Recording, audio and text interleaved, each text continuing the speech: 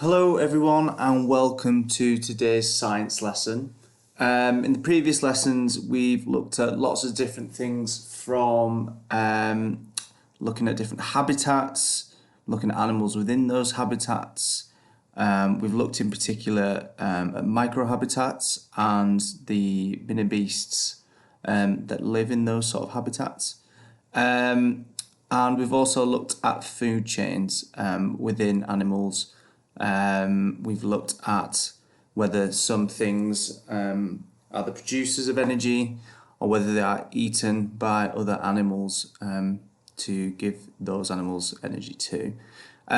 So today's learning intention, we're going to be looking at animals and their life cycles.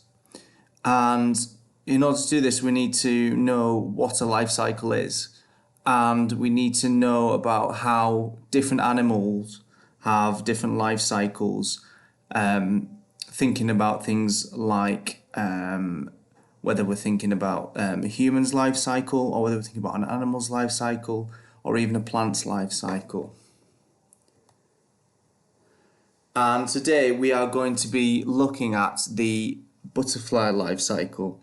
Now before we sort of get into the life cycle of a butterfly, I thought we'd start off by reading a very familiar story, which is The Very Hungry Caterpillar.